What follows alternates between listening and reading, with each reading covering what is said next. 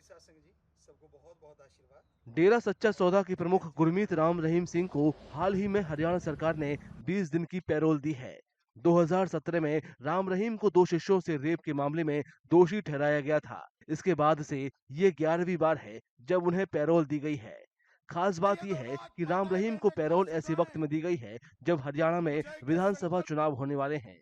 ऐसे में उनकी रिहाई को लेकर राजनीति भी खूब हो रही है।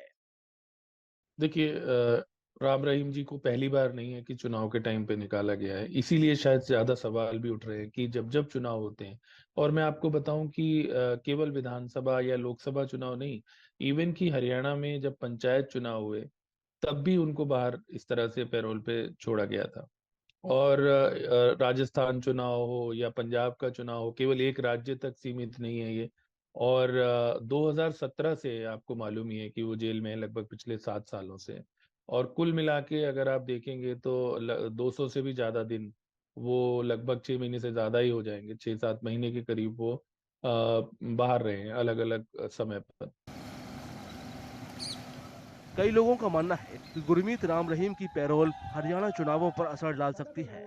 सिरसा, फतेहाबाद और हिसार में डेरा सच्चा सौदा के काफी अनुयायी हैं, जबकि कुछ राजनीतिक विश्लेषकों का मानना है कि राम रहीम की पैरोल से हमेशा से बीजेपी को फायदा हुआ है।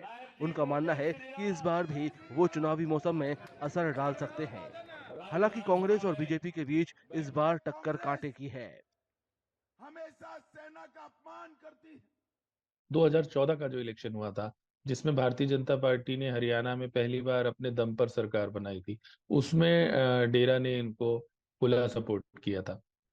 भारतीय जनता पार्टी के पक्ष में ओपन में अपील जारी की थी। हालांकि ये भी सही है कि कोई एक पार्टी से उनके संबंध हो, ऐसा नहीं है। लोकतंत्र में आज के जमाने में जब नेता कोई रैली करते हैं तो उनको तो लोगों को जुटाना पड़ता है, कभी पैसे दे के रैलियों में बुलाना पड़ता है। जो भक्त हैं, ये जो बाबा लोग हमारे जितने हैं, उनके पीछे पब्लिक अपने आप जाती है। और एक प्रकार का आश्रय उनको मिलता है, जिस तरह की हमारी सामाजिक व्यवस्था है। खास तौर पे जो निर्बल वर्ग हैं, जो दलित वर्ग है, उसके फॉलोअर इनके साथ जुड़ते हैं। खास बात यह है कि राम रहीम को पैरोल और फरलो अक्सर हरियाणा और पड़ोसी राज्यों जैसे पंजाब और राजस्थान में चुनावों के वक्त दी जाती है। राम रहीम अपने अनुयायियों में खासे लोकप्रिय हैं।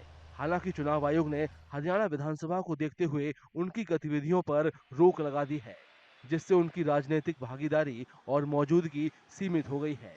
वो इस दौरान किसी भी राजनीतिक कार्यक्रम या रैली में हिस्सा नहीं ले पाएंगे।